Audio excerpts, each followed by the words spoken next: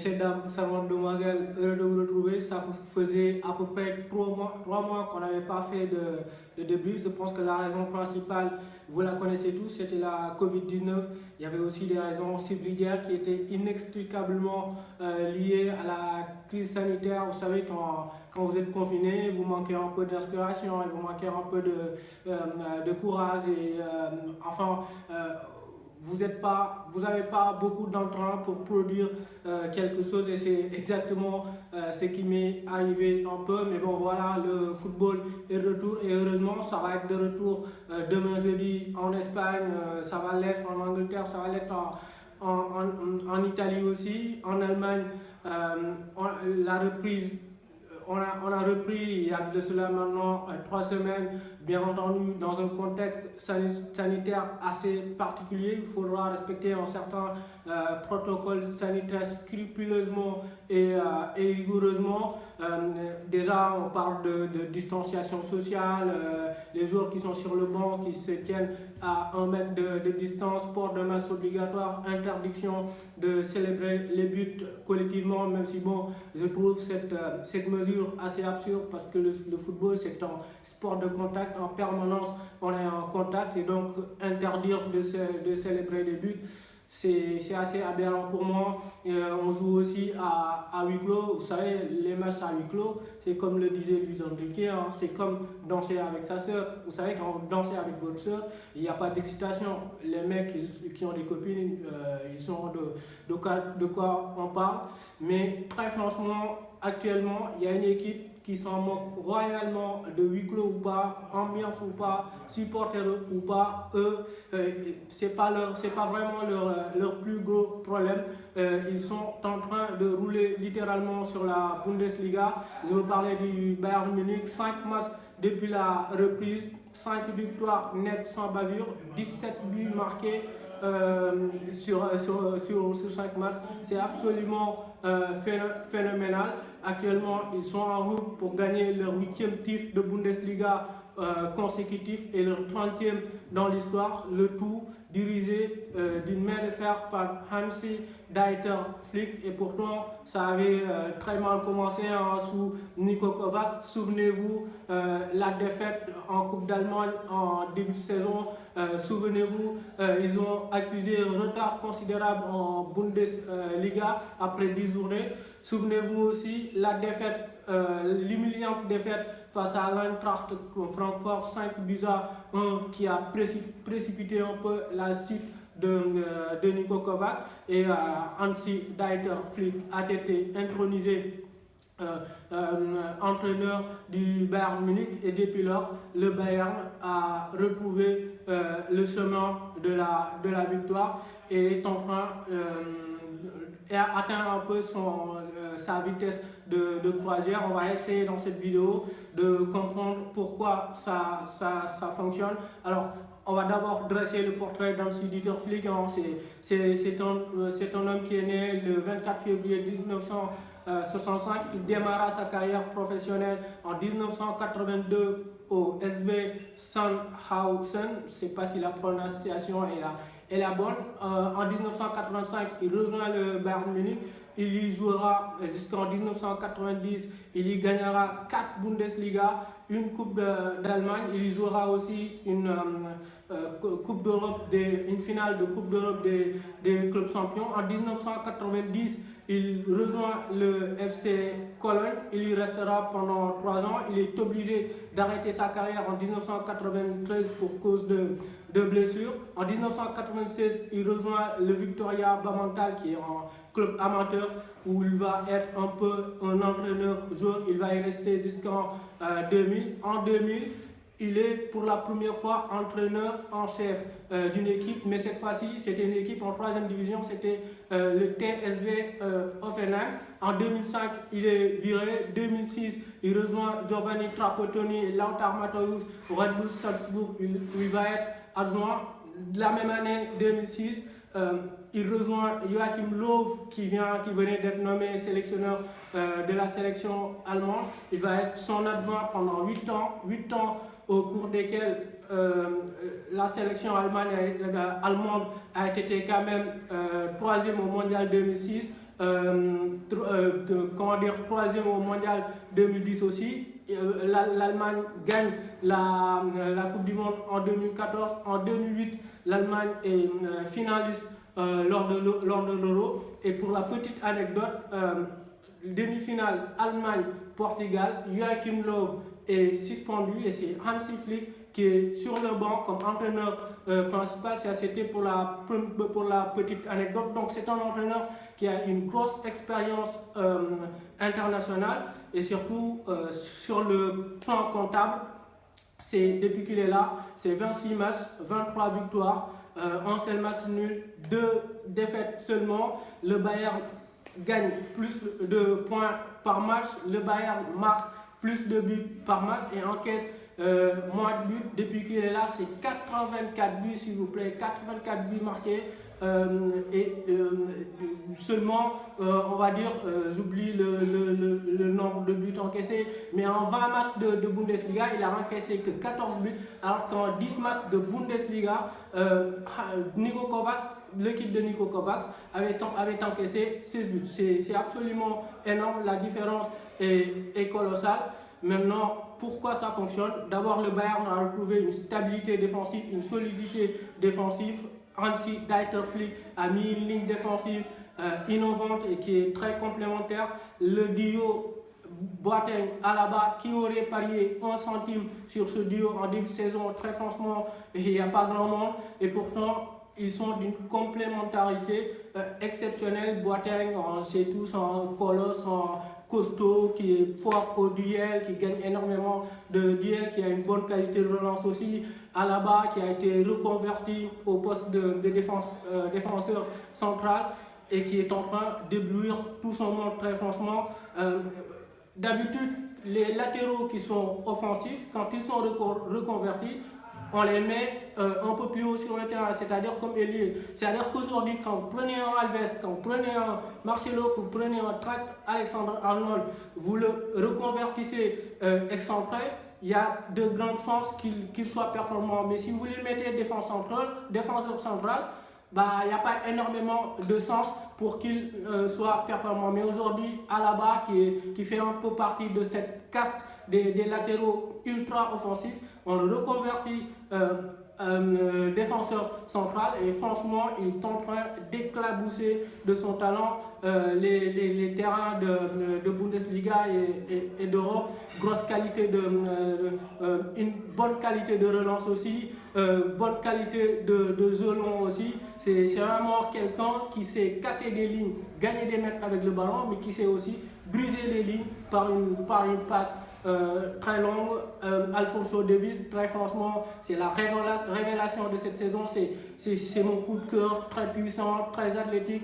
En haut contre un, ne vous embêtez pas, il passe parce que c'est une machine à dribbler. Il peut tout de suite perdre le ballon et tout de suite te taper une course qui est phénoménale pour aller récupérer le ballon. Il est juste exceptionnel et le mec, il a simplement 19 ans. Benjamin Pavard, qui aurait parié sur lui aussi en début de saison qu'il ferait une si belle saison, et pourtant actuellement il participe activement à la solidité défensive du Bayern Munich. C'est pas le latéral le plus offensif, c'est pas le latéral le plus sexy, mais il marque ses buts et aussi il remplit énormément les tâches qu'on lui assigne. Et vraiment, ils ont un bloc très haut aussi, très compact. Les attaquants sont les premiers à défendre.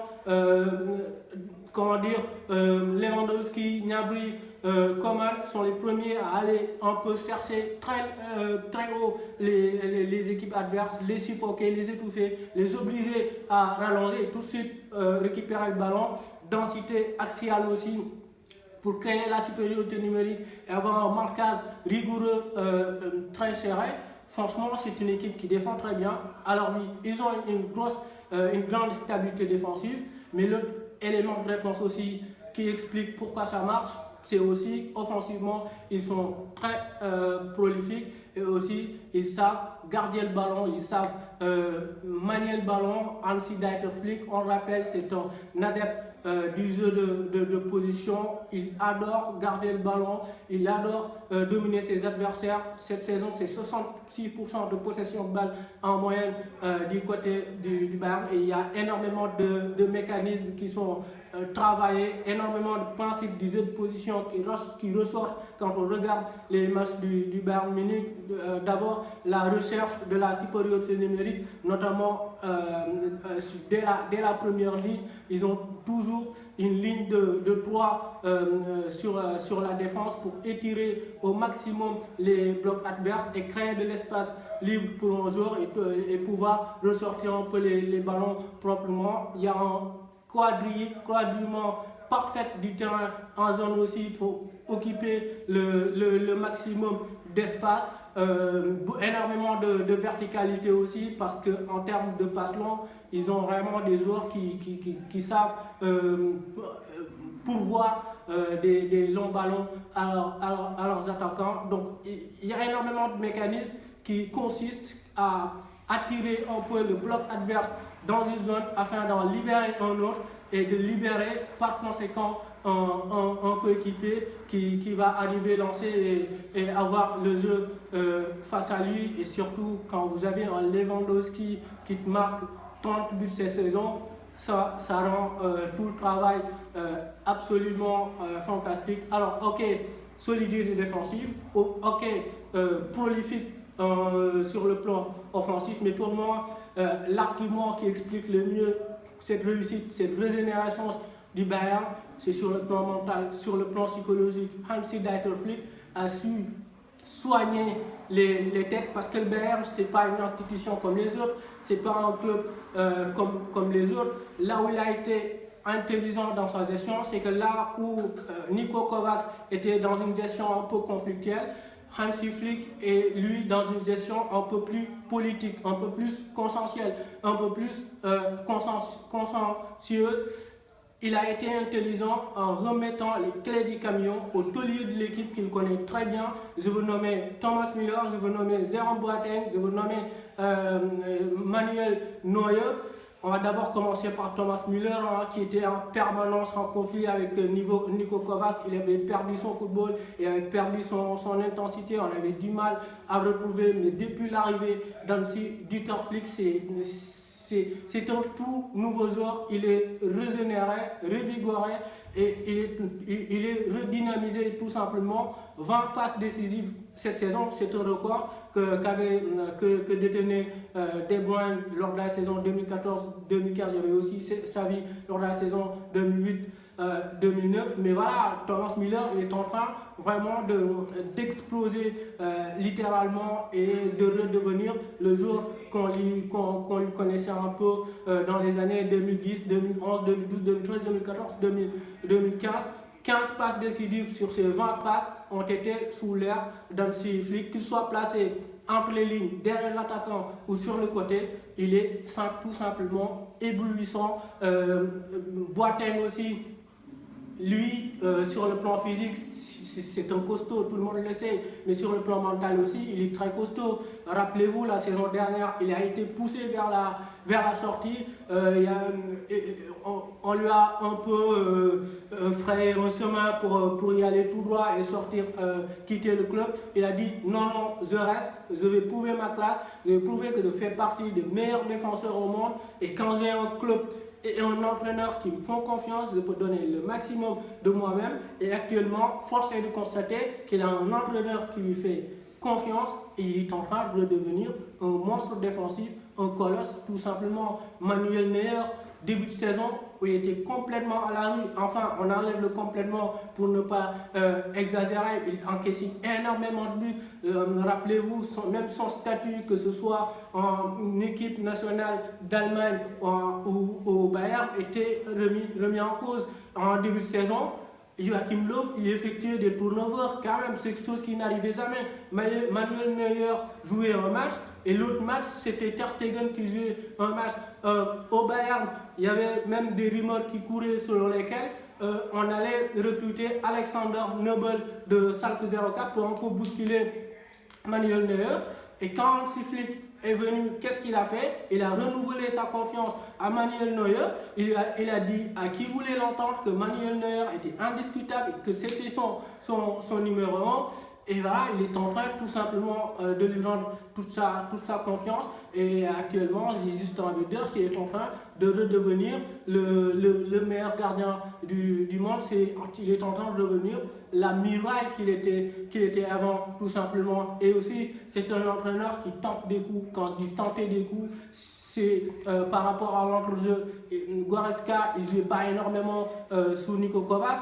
Là, sous Hansi-Dieter Flick, il a joué 17 fois titulaire et on connaît tous le joueur. Il a complètement évolué, complètement progressé.